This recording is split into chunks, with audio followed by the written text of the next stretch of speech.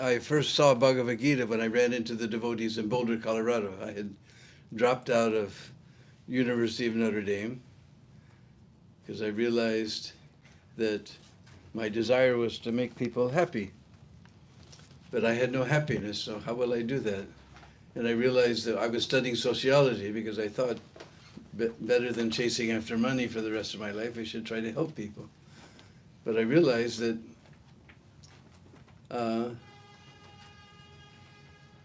that my social work was to help other people get a better education so they can get a better job, so they can make more money, and they can buy all the things that didn't give me any happiness.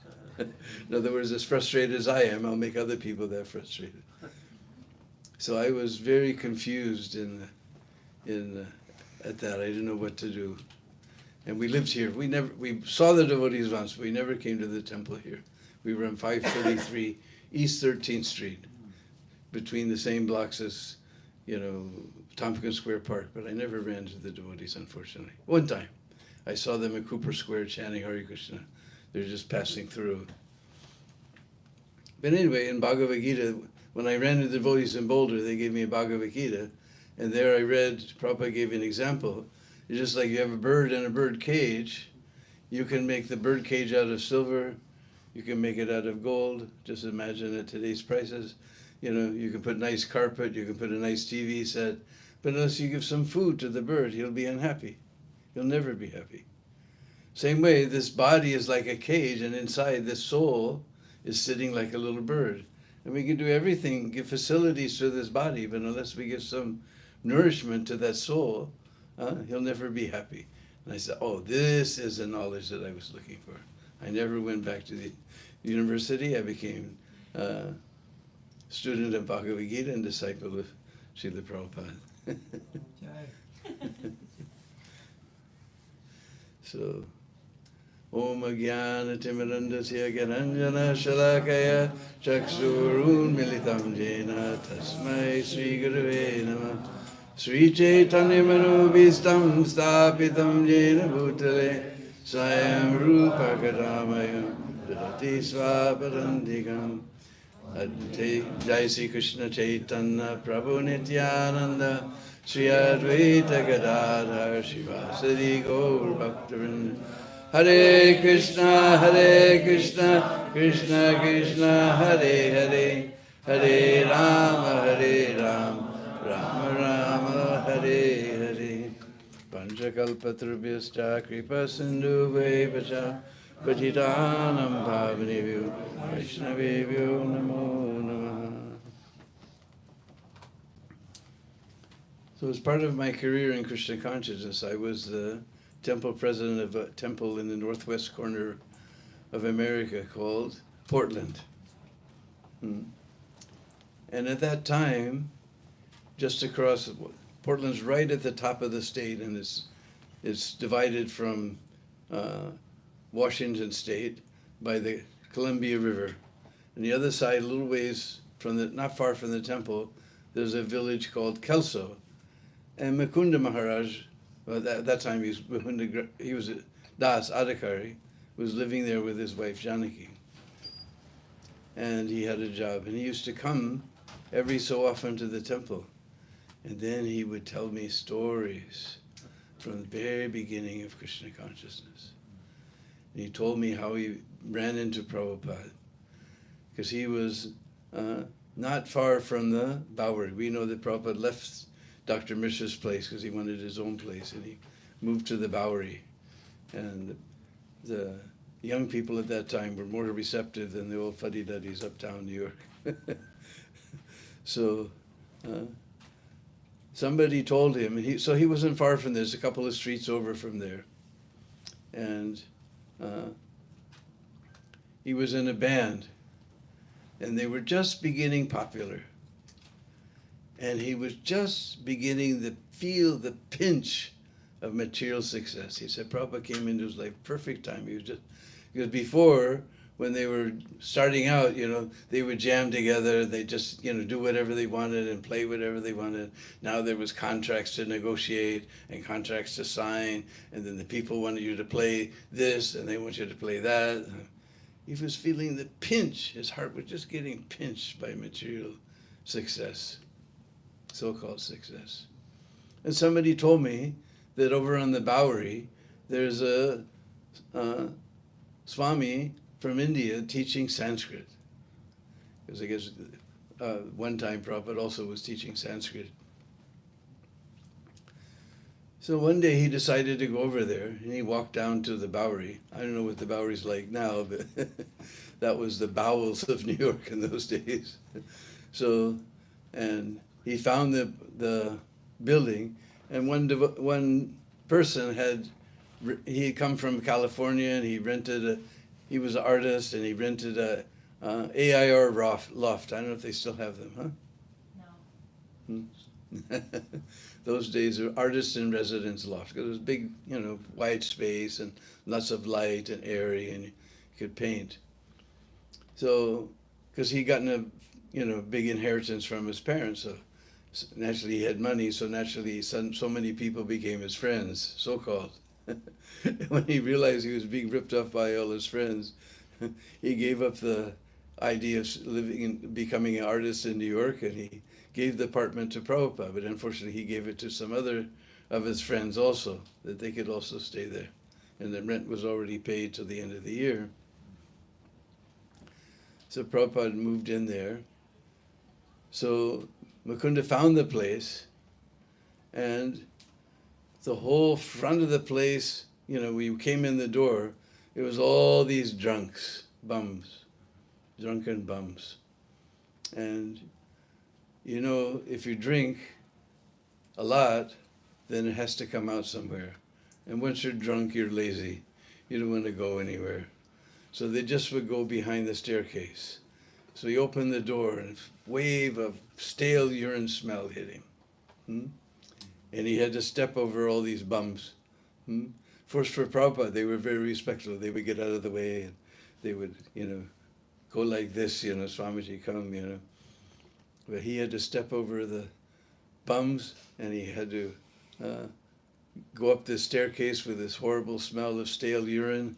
And he finally got to the top, because the artists in residence lofts, they were on the very top of the building. And he knocked on the door, and nobody came, just he heard a voice say, "Come in." He said, "I opened that door, and I stepped back 5,000 years in history. There was this golden person, summertime, so Prabhupada didn't have a kurta on, there was just golden person with these orange robes, draped over his shoulder, and orange robes on his hips, and he looked like he just stepped out of 5,000 years of history. But he was sitting there, he had a shipping trunk. Nowadays we all have nice aristocrat and Samsonite suitcases. But the old days there was these square with all the tin foil, and not tin foil, but tin things to reinforce it, shipping trunk. So he had a shipping trunk. Well, that was his desk. And he had a broken typewriter, and there was manuscripts all over. The whole place was complete. Just inconceivable. It didn't make sense, Here's this guy from 5,000 years of history, and his broken typewriter, and all these manuscripts lying all over the place. And Prabhupada looked at him, he said, just like when you meet an old friend, just like you're walking down the street, and suddenly you see your old friend coming, and you know how you look when you see, He said, Prabhupada just looked at him like that, come. And there was no place to sit, because Prabhupada was also just sitting on a mat behind his trunk. So he sat on the floor, and he began asking questions, and Prabhupada began to explain to him that we're having, Bhagavad Gita class every Monday, Wednesdays, and Fridays. In old days, we didn't have it every day. We had Monday, Wednesdays, and Fridays, and then Sunday was the feast. So anyway, he just felt so happy in front of Prabhupada. And so he decided to come to the class on, Monday, Wednesdays, and Fridays. Started coming to the classes.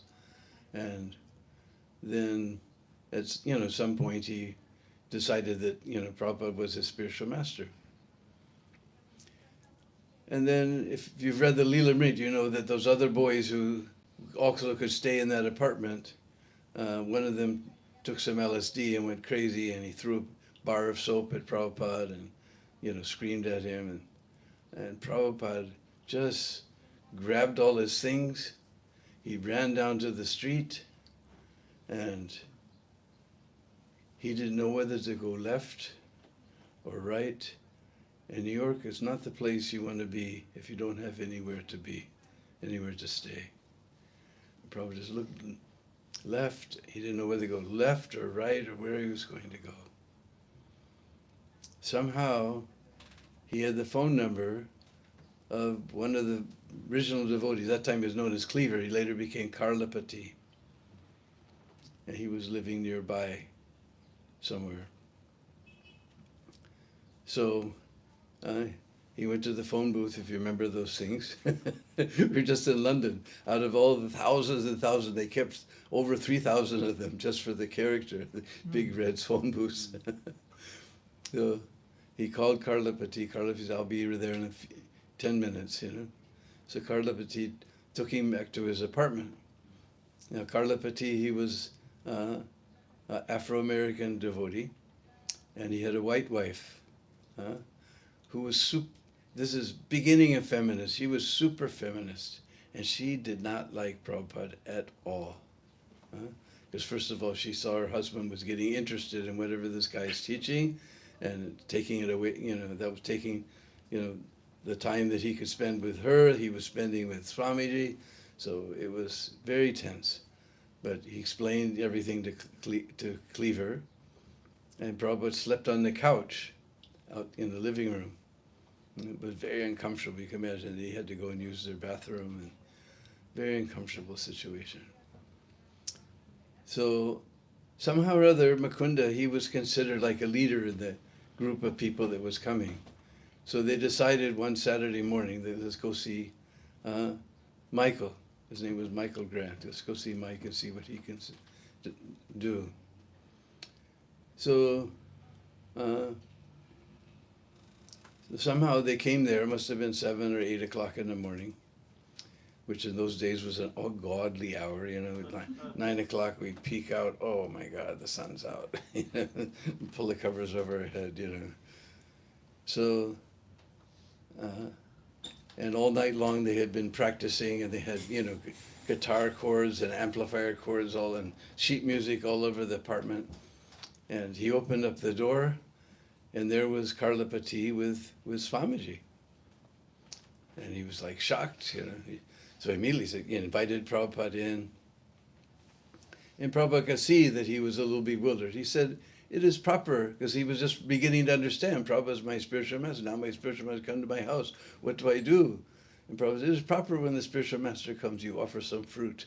So he went up and woke up his girlfriend, Janaki, said, go cut up some fruit. So they cut up some fruit, and he sat Prabhupada down on the couch, and he sat on the chair, facing him. And then, because especially in those days, America meant TV culture, So he immediately turned on the TV, because whatever you're doing, you have to watch TV. And if you're talking with your friend, you just, you sit there, watch, and the commercial comes and you talk, and even my mother had one in her bedroom in the ceiling, so she could go to sleep, and it just all night long would be going. So he turned on the TV, and Saturday morning must have been Mighty Mouse or Tom and Jerry or something. And Prabhupada said, just looked like this, said, this is nonsense. And he said, I jumped, and in one motion, I just jumped over, turned off the TV. Yes, Swamiji, this is nonsense. And then the cat jumped in Prabhupada's lap, and Prabhupada just went whack. Of course, there's other pastimes of Prabhupada, the cat rubbing against his foot, and Prabhupada, scratching their belly. But anyway, that time the cat jumped right into his lap, and Prabhupada said, whack. So they began to explain to Mukunda what was going on, what had happened. And he kept explaining, he kept saying you. He said, you have to figure out what to do. You have to make some arrangement. And I kept saying you. And Prabhupada just looked at him like that. Now you've seen some of the profile pictures of Prabhupada, like a swan gliding across the lake. Prabhupada just looked at him. He told me, he said, even if I shut my eyes, I can still see Prabhupada's eyes just seeing right through me, you know. And I had no idea what to do, but I said, all right, we'll do something. So then somehow they began looking for a place. And somehow they found this little storefront here on 2nd Avenue with a sign, Matchless Gifts, which was sort of prophetic. So one afternoon they brought Prabhupada here, and they brought the owner of the building. And he was just, an regular old American guy with, blue denim pants and blue denim jacket, and type of guy who drink beer and watch, baseball games all Sunday, a regular old guy like that. But he saw Prabhupada, and he was just so respectful to him, and he kept saying, Your Honor, and he helped Prabhupada sit in a chair. He was very respectful. And the devotees started preaching, and he was very respectfully listening. So then they negotiated out the price of the apartment. I don't know what it was, but and then the devotees were preaching, and he said, and for just $10 a month, you can become a life member of our society. There's those who became later, he missed out. So, and he just looked and he said, how about if I knock $10 off the rent? So then Prabhupada got this little place here. And there wasn't all these nice pictures, it was just an empty place. And Prabhupada started preaching, and there was a nice seat. There was just, some old, milk, those plastic milk crates turned upside down with the old dirty rug on top. That was Prabhupada's Vyasa-san. And they started having programs here. And at some point, the Mott Street crew, Kirtananda and Hayagriva and all these people started coming around. And they had been to India, and they had all kinds of things that they, brought back from India. They thought this place is just, it's just completely stark. We should decorate this place. So they brought over all the Rajasthani bedspreads, and they brought all the Indian posters that they'd gotten in, and bells, and all kinds of things they brought. And they started cleaning up, fixing up the place, putting all the bedspreads along the walls and hanging the pictures, the posters, taping the posters onto the bedspreads. And then some of the other devotees came in, and they saw this going on and said, this is Maya. Swamiji says we just take what's what's necessary. Because Prabhupada was teaching from Isupanishad, just what's necessary. He said, this is extra. No, we're decorating this temple for Krishna. No, this is the first ISKCON politics. So they were, this big argument was going on. I guess Prabhupada must have heard something was happening. So he came downstairs, he came inside, and Prabhupada looked around, his eyes got very big, like a little child's, and he saw everything, and he gave the final verdict. This is Krishna consciousness. We don't hear that many more, but when I became a devotee, that was, by accident, if you did something right, the older devotees, oh, this is Krishna consciousness, because that was the slogan. And if by accident we did something right, this is Krishna consciousness. And then Prabhupada went around and he looked at all the pictures. There was, some of the posters were demigod posters, and he would tell them, you take this one down. And then there was one, they didn't know what Swamiji was going to say about that. They thought it was a big cat or something, And Prabhupada came and he looked, he said, oh, this is a great devotee of Lord Ram named Hanuman. He's a monkey devotee of Lord Ram. They all look, devotee of Lord Ram. Yeah. And somehow or other, although it's not very common, they actually had a picture of Sadbhuj Mahaprabhu. They had a poster of Sadbhuj Mahaprabhu. And Prabhupada said, oh, this is Lord Chaitanya. Prabhupada had talked about Lord Chaitanya. They looked, this guy with 6 arms, that's Lord Chaitanya.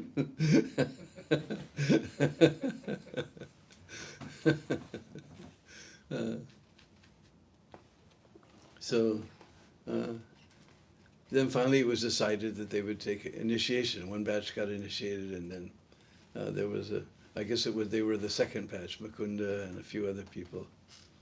And so they had initiation ceremony, and then Michael became Mukunda, and and I can't remember what her name was. Jan became Janaki, like that, and I can't remember who else was there. But anyway, because this is my memory of his memory. So Prabhupada didn't like the idea of his disciples living as boyfriend and girlfriend. He wanted them to get married. So they decided that this would be a good way to introduce Janaki's sister named Joan to Krishna consciousness. But she was living in San Francisco on the East Coast, 3,000 miles away. So anyway, they wrote to her, said that we're getting married, you should come.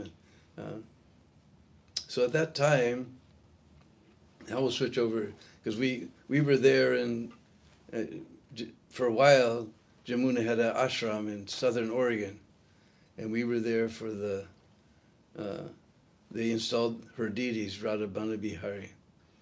So we had come down from Portland, and Jayajit had come up from Berkeley, and we were all there. And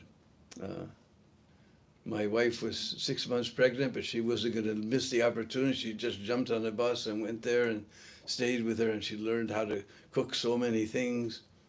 And then we came for a couple of days, and Jamuna was telling us all these stories. That they invited her to come. At that time in her life, she was into a diet called macrobiotics. Practically the only thing you can eat is brown rice and chikusan soy sauce.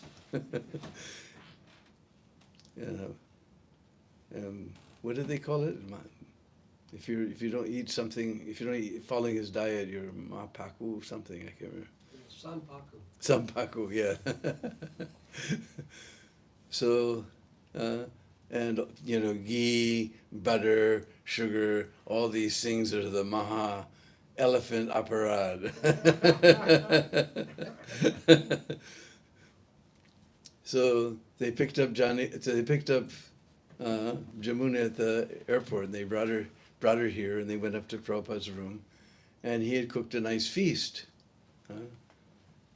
And he was all ghee and spices and butter and all these things, sugar. She was just picking. Now I don't know if you've ever eaten at an Indian's house, but they will just feed you and feed you and feed you and feed you. I can remember the first time we were in one of the very first traveling Sankirtan parties. It was just meant for traveling Sankirtan. Ordinarily, when Prabhupada was in a city nearby, then we would, just like we were in Boulder, so Prabhupada came to LA. So in Colorado Springs, we would stop, and we got thrown in jail, and then in Taos we chanted, and Santa Fe we chanted, and then somehow somewhere in Utah we chanted, and then we would do Sankirtan that was traveling Sankirtan. But just to do traveling Sankirtan, to travel and preach, we did that. And we came to some place in Oklahoma, and we were chanting on the campus, and some Indian professor came, and he was in Dodi and Kurta. This is way back in the late 60s. He was in Dodi Kurta. He taught his classes in Dodi and Kurta. And he saw the devotees there, and he said, I am a householder. It is my duty. You are sadhus. You are saints. It is my duty to invite you to my house to take prasad. And so we fixed a time, and we went to his house. And his wife cooks such wonderful that we never tasted prasadam like that, And they kept coming, and he kept coming. He said, "You want some more?" I said, "No, that's right." Plunk, "You want some more?" "No, that's right." Plunk, Especially this nice halava. He kept coming. "You want some more?" "No, plunk." "You want some more?" "No, plunk." Then he said, "It is our Indian system that somebody comes to the house, then we must give them something to eat. And when they're finished, we will offer them something more. And they will say, no, that's all right." But actually, they're not being truthful. They're being polite. They want more, but they don't want to look greedy, so they say, no. And then again we give. Then again, when they're finished, we offer, and they say, no, that's all right. Again we give. When they finally roar like a lion, "No!" then they're fully satisfied. So we had never eaten in an Indian's house, and we were all very nervous, and we didn't want to commit any offense or anything. So we all just kept saying, "You want some more halava?" "No, plunk." They got to our temple president. He said, "No!" Then we all learned, "No!" So unless they fill your belly like anything, Indians can't be satisfied. So Jamuna was just nibbling at everything. So Prabhupada wasn't happy, because your guest has to eat like anything. But Prabhupada just nibbling at everything. And then they sat down, and then Prabhupada said, "Oh, I know what you will like. All my disciples like it too much." And he reached behind him on the shelf. There was this tin can with sugar crystals flowing down all sides of the can. And Prabhupada brought out a gulab jamun. So here was ghee, milk, sugar, all the maha aparads of macrobiotics in one thing, He said, "All my disciples are liking too much." And he handed it to Jamuna. And at first she thought she was going to hide it in her hand, but gulab jamun is not something you can hide in your hand. So she bit into it, and she said, she just knew right then and there she was going to throw up right in front of everyone. Somehow she got it down, and she made a very strong vow within her heart that I will never, ever, ever have anything to do with this fellow in my life. And then they were talking. Prabhupada was so chanted. He just made this vow. She's not going to have anything to do with this guy in her life. At the end, Prabhupada said, "You're coming from the bride's side, So it is the bride's duty to prepare the feast. If you will come tomorrow, I will teach you how to do Indian cooking." And because she was a cook, that enchanted her mind. And find out Indian recipes, Indian cooking, So Prabhupada gave her a whole list to buy and told her, "You come tomorrow at 7:00 and we'll start making the feast." So there was one thing on the list that said turmeric, something. Anyway, the old guy won't notice. I couldn't find it, So 7:00 in the morning, she showed up. And like I said, 7:00 was an ungodly hour. Anyway, she showed up with her bag, and Prabhupada, invited her in to the apartment back here, and he went through the bag and immediately said, "You did not get turmeric. You did not get turmeric. Haldi," She made some excuse, and Prabhupada said, "But the boys are finding it nearby. Anyway, it doesn't matter. I have some." And like I said, it was 7:00 in the morning was an ungodly hour for us at that time, So Prabhupada looked at her. He said, "You look tired. Why don't you go in the next room and lie down on the bed and take some rest?" And Jamuna thought, "Oh my God, the guy is a dirty old man. I can't believe it. The guy is a dirty old man. I can't believe it. If he comes and puts one finger on me, I'm out of here." She went and lay down on the bed. After a few minutes, Prabhupada came and called her, and he said, "Do you know how to make a medium soft dough for making samosas?" And she said, "You mean like for crochet? No, what do you call croissant? Or this or that?" And Prabhupada said, how old are you? And you don't know how to make a median soft dough. All you know is these big fancy words. And she said, Prabhupada took the atta, the flour, and made a little pile. He sprinkled water on it. With one hand, he did the whole thing without touching with his left hand. He rolled it into dough, kneaded it out, and then he taught her how to make samosa. Oh, first of all, he said, our Indian women, they're afraid that some hair may fall into the preparation. Because Jamuna, she had, like Jimi Hendrix, she had hair all over the place like this, And she told me, this is her description, that she came with jeans, a t-shirt, and no bra, and her hair all over the place like this. And Prabhupada said, our Indian ladies, they're afraid, they're very clean. That one hair may fall in the preparation. So they tie their hair back. Can you tie your hair back? So she tied her hair up and said, wash your hands. And every time she put her hand to her mouth or did something, wash your hands. That was the mantra all day, wash your hands. And then he taught her how to make samosas, and she was making samosas all day. And then after a few days, they had the wedding ceremony and everything, and after a few days, she was talking about going to Nepal because she was very beautiful at doing calligraphy, yes. Since COVID, I forget silly things. Anyway, calligraphy. And there was some calligraphy from Nepal that she wanted to learn. So they were talking about going to Nepal, her and her boyfriend, Sam Spears, what was his name? No, Yeah. Roger Siegel. No. Oh, Gurudas, all right. Okay, the Shamsundar came later. That's after she got to San Francisco, they got Shamsundar. Okay. So one day Prabhupada asked her, why do you want to go to Nepal? And she thought for a minute. I said, Swami, we're looking for the highest thing. And Prabhupada's eyes got very big. He said, oh, you were looking for the highest thing? You just stay here with me. One day I will show you what is the highest thing. One day I will show you what is the highest thing. And there we were in Southern Oregon, installing this beautiful deity of Radhabana Bihari, the highest thing. And they went back to San Francisco, then they invited, the Sam Spearstra, or whatever his name was, and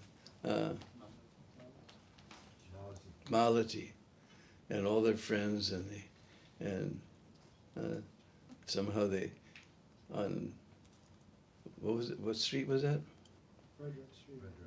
Frederick Street, right near Haight-Ashbury. They started a temple there. So this is some of the history of this place, how it came. And when I joined in Boulder, but it was very, very cold. It was because I was living in the mountains, because it was summertime, we were traveling around.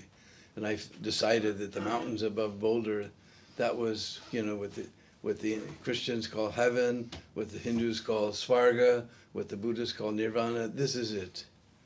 But my Swarga had a problem. At the end of the summer, it got very cold. So I had to come down. I ran into the devotees. So it became very, very cold, and it was snowing. And the devotees at that time, they didn't have any money or anything, and they couldn't buy any warm clothes for me to go out on Sankirtan or anything. So they decided I was going to fall into Maya, but I wasn't happy just sitting and reading those old red Bhagavatams that Srila Prabhupada brought with him, all the misprints and misspellings and everything. I was just in ecstasy, but they thought I was going to, so they sent me to LA to get initiated. So this was leading into a story. What story was I going to tell? Oh, so one of the first people I met in LA was somebody named Mahapurush. Did you know Mahapurush? Do you know where he is? I don't. Anyway, he told me an amazing story. Because he said, because he knew at noontime you could go to the apartment back here, upstairs, and you could get free food, which when you're hippie, that was a big deal. And that's, one of the weapons that Prabhupada used was prasadam. And so if you came there around noontime, you get free food, these funny little breads that were flat and round like this called chapatis, and some type of vegetable called sabji, spicy vegetable, and a spicy soup called dal, and of course everybody knew rice, and then these funny things, very wonderful things called gulab jamuns. And he said, so sometimes he used to go there. So one day he came, he went upstairs, and Prabhupada was sitting there with all the, the young people, and he was telling, give him more rice, give him more sabji, and directly the thing, Prabhupada was eating with them, and it was very nice, and somehow he just loves just sitting there with Prabhupada, and it's funny, he realized that nobody else is there in the room, just him and Prabhupada. And all these people, they were hippies, so what to speak of wash their hands, they didn't even wash their plate, just throw the plate in the sink and walk out, And he realized all these pots, somehow they get clean to cook every day. And all these plates somehow get clean to serve out every day. And there's nobody else here in this room. So there's only one other person who could be doing this. And he thought, gee, maybe I should help the guy, He started picking up the plates and pots. And Prabhupada smiled, he said, I was just praying to Krishna to send someone to please kindly help me. I was just praying to Krishna to send someone to please kindly help me. Because nobody has known what this Trinadapi Sunichena verse means except Prabhupada. He was cooking and cleaning we were the type of people that we crashed Yamaraja's hard drive trying to keep track of us.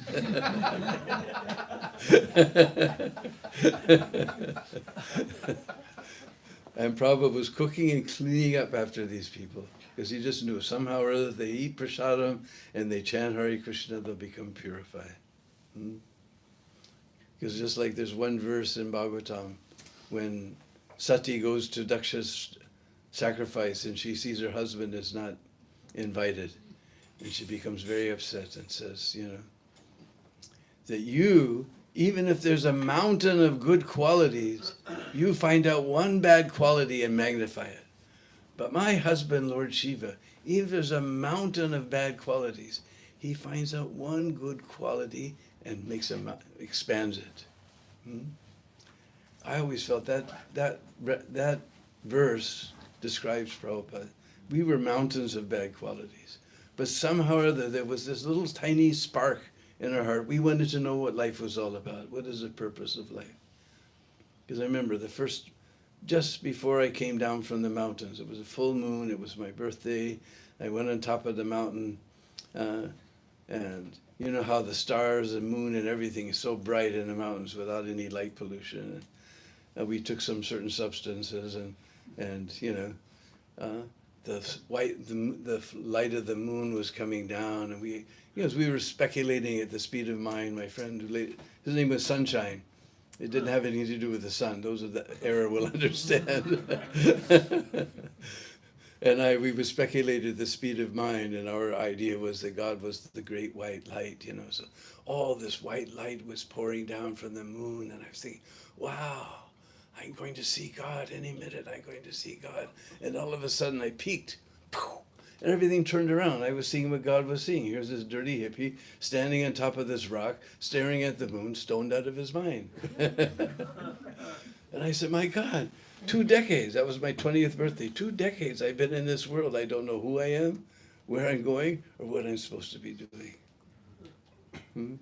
So that Prabhupada saw that despite everything, our intention was we wanted to find out what life was all about. What was the purpose of life? What was God? It never occurred to us that he was a who, because we knew the chanting. We all chanted Hare Krishna, but we didn't know We didn't even know it wasn't a what, it was a who, and he has a birthday. I ran into the devotees on the day before Janmashtami. And they said, we're going to fast all day and have a 25-course vegetarian feast at midnight. I said, sounds far out. Let's go. And one of those gulab jamuns conquered me.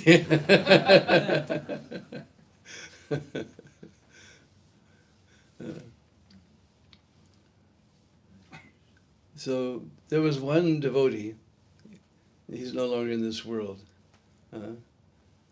He got a little deviated, but then he came back at the last, and my god sister especially took care of him very nicely in LA, in Kartikeya.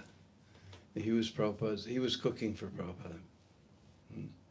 Very old days. And he told me the story. It's not in any memories tape or anything, because he's no longer in this world to tape it. But he told me this story. At one time, they went to Hawaii, Gaurasundar and Govindadasi and Prabhupada and Kartikeya. They went to Hawaii. And Kartikeya was cooking. One day, Govindadasi brought back some wheat germ from the market. I never met anybody in India who knows what wheat germ is, but inside the little grain of wheat, there's this little part where the two little leaves will sprout out. That's the germ. So they somehow process it, and it's very, very healthy. So he thought, next time Swamiji, because this is old days, next time Swamiji asks for halava, I'm going to make it with the wheat germ. And Swamiji will be so pleased. So one day it rained. So when it rained, it's a little bit cold, so Prabhupada used to like to get halava because it's full of grains and ghee and keeps you nice and warm. So he told Kartikeya to make some halava. So Kartikeya went in the kitchen, and he said, I'm going to make it with the wheat germ. And Swamiji is going to be so pleased. His whole bhav was, Swamiji will be so pleased. Swamiji will be so pleased. And he put it in a bowl. He brought it into Prabhupada's room, and Prabhupada took one look and says, what is this? Halava means suji, cream of wheat, suji. With his left hand. If you reject something by left hand, that's very heavy, Prabhupada said, take it out, take it away. Now Kartikeya was a very sensitive person. But that completely destroyed him. His whole bhav was that Swamiji would be so pleased, he didn't know what to do. So he came in the temple room. He sat down in front of the picture of Bhaktisiddhanta, Prabhupada's spiritual master. And he began to pray that I was just trying to please your spiritual son, Swamiji. But somehow he's upset with me and I don't know what to do. And he was crying. All of a sudden he heard Prabhupada's voice. Kartikeya? Kartikeya? He ran to Prabhupada's room. He said, bring that halava. So he brought the halava. With great gusto, Prabhupada, boom, boom, boom, bring some more. Prabhupada finished off the whole pot of halava. He said, I learned two things from that. One is that Prabhupada is not alone. There's a whole chain, because he was praying to Bhaktisiddhanta, right? So there's a whole chain of spiritual masters going all the way back to Krishna, Prabhupada's not alone. Behind him is a whole chain trying to hand us this rope to get out of this deep, dark well of material existence. And second thing I learned was that Prabhupada always told that the grandfather is more merciful than the father. So many of you are thinking, we didn't meet Prabhupada like you, we're not so fortunate. You're more fortunate than us. You have Prabhupada as your grandfather's spiritual master. Prabhupada will be more merciful to you than to us. You're not unfortunate. Don't think yourself unfortunate. You're very fortunate.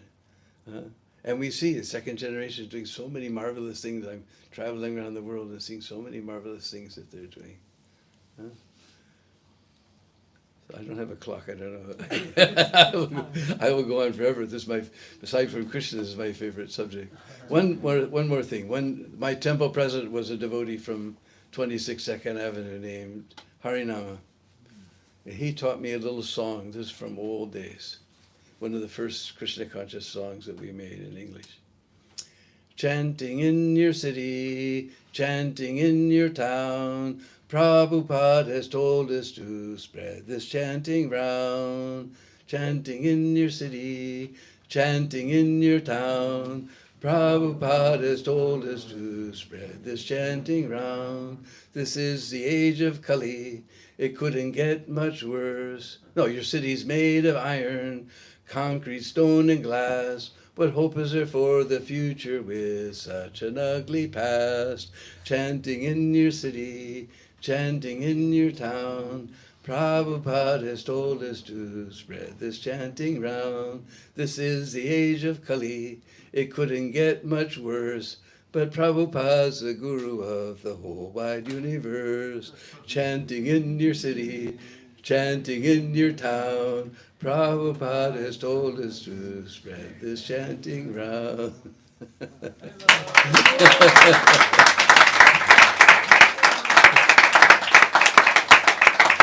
Deena Bandhu Prabhu, such a charming, engaging storyteller. Thank you so much for being here and for sharing those stories. So much appreciated. So, what books do you have here of yours? We have, our latest book is called Braj Leela Part 3, Giriraj, the King of Mountains. And we went around, because everybody does Olympics. They go to Govardhan, they run around, maybe they see Radhakund and Shamakund and Kusum Sarovar and Govindakund. But there's so many places on Govardhan that you don't know. So many incredible pastimes happen. Even just Radhakund and Shamakund. I think 1/3 of the book is just Radhakund and Shamakund. So many wonderful pastimes happen there. And my other books, maybe 10 or 12 pictures are there, but we decide everybody loves his photos. His photo name is Arjun Bhattacharya. Now he's initiated Arta Bandhu. Arta means distress, so we're the Bandhu brothers. And Deena Bandhu or Arta Bandhu means a friend of the poor or distressed. So anyway, everyone loves his pictures, so we decided to make it a picture book. So there's 284 color photos and 32 paintings. We had to get permission from BBT. And even got out his drone. There's so many drone shots also. Here you can see Kusum Sarovar at night. You've probably never seen Kusum Sarovar at night. The government's done some amazing stuff there.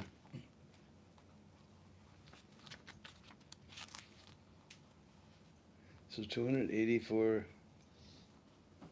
color photos and 32 paintings, 530 pages of nectar.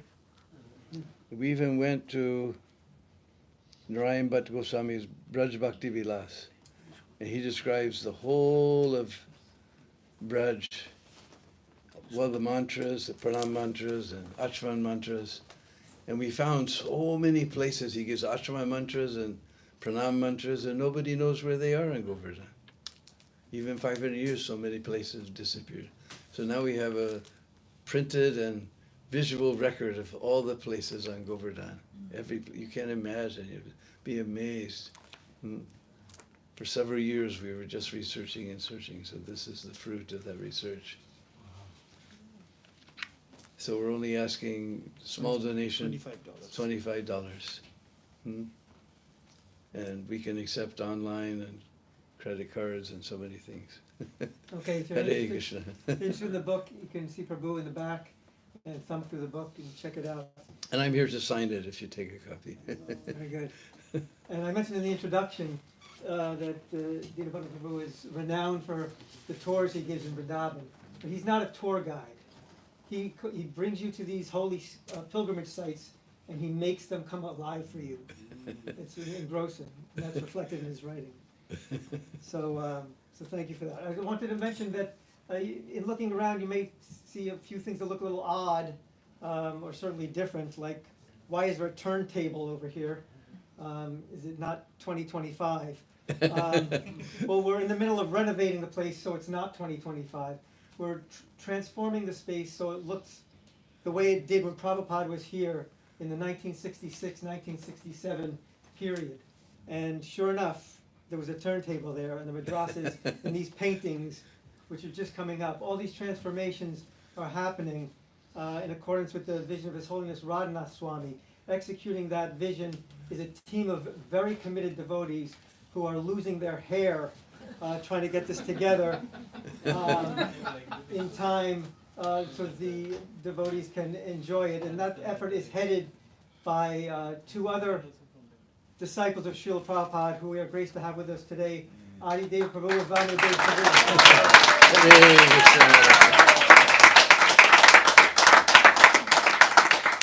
And their expertise in this project has been just invaluable. So we do welcome your donations to help us to complete this renovation project and to keep the temple going. A lot of people think we own 26 2nd Avenue. ISKCON does not own it. We've been paying rent for decades now. So donations are welcome. We have also QR codes and et cetera, et cetera. Well, Prabhu, would you like to lead Kirtan? Of course. Okay, so Deena Bandhu Prabhu will lead us in a brief Kirtan, like maybe 5 minutes or so. All right, no problem. Then we will have just a couple more important announcements, so stick around for that, and then prasadam will be served.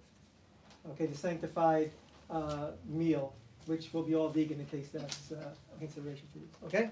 Okay. Kartals, mridanga, harmonium. Kartal. Kartal. So, and this is, we'll do a nice Braj melody. So you're all tired of sitting, so this is dancing music. So you can all stand up and dance.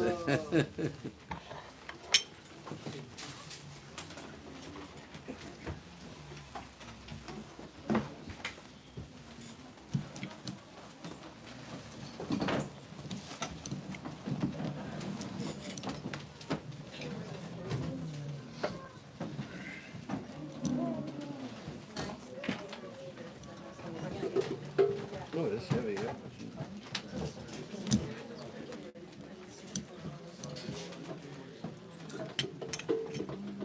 Namo Vishnu Padaya Krishna Prestaya Bhutale Srimate Bhakti Vedanta Swami Iti Namine.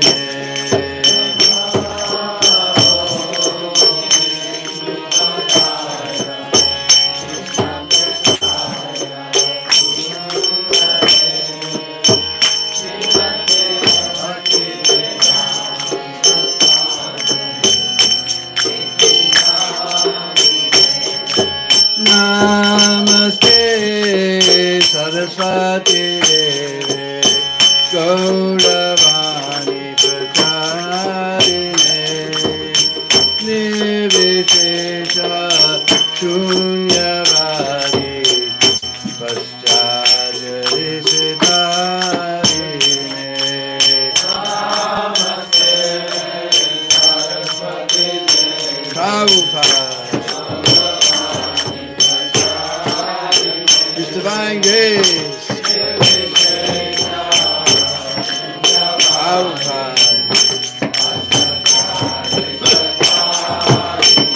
Jai Sri Krishna Chaitanya Prabhu Nityananda Sri Advaita Gadadhar Shiva Sadi Gaur Bhakta-vrinda. Jaya Shri Krishna Chaitanya Prabhu Nityananda Sri Advaita Gadadhar Shiva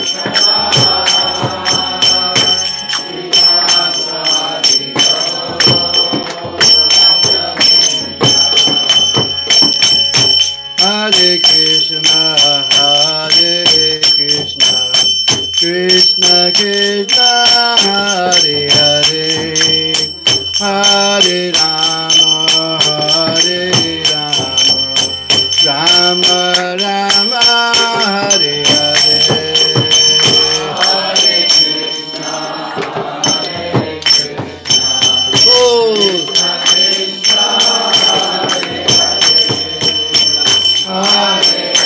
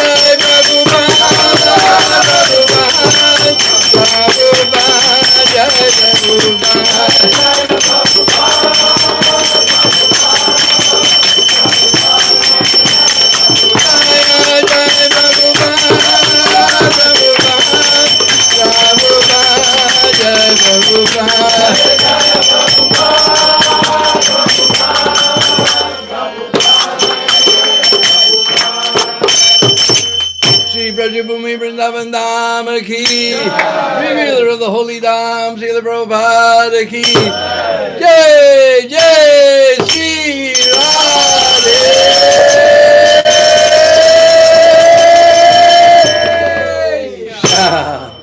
Jai Nitya Leela Vishnu Prabhupada, His Divine Grace. A.C. Bhaktivedanta Swami Srila Prabhupada ki. ISKCON Samstapaka Acharya, His Divine Grace Srila Prabhupada ki. Ananda Gaudiya Vaishnava ki.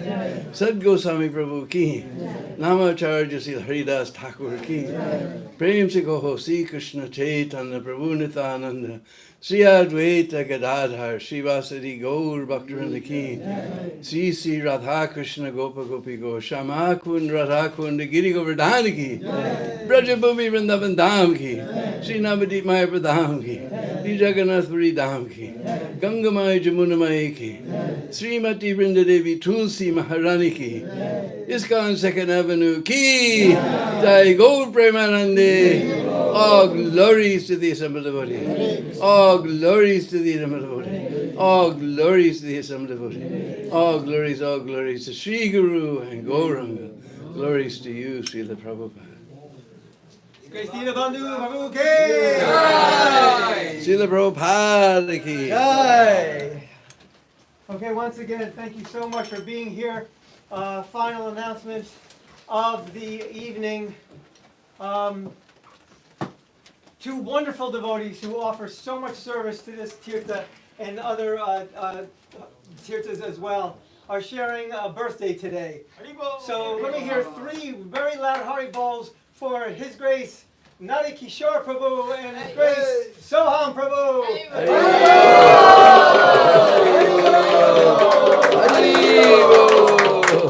Happy birthday, Prabhu. Happy birthday. And I do believe we have a birthday cake somewhere in the back there in their honor. So relish prashad to your full satisfaction. Srila Prabhupada ki jai. Oh, here comes the cake. Cakes, y'all take it. Oh, I got two cakes, my goodness. What are their names? Soham Soham. and Nadia Kishore. Nadia Kishore.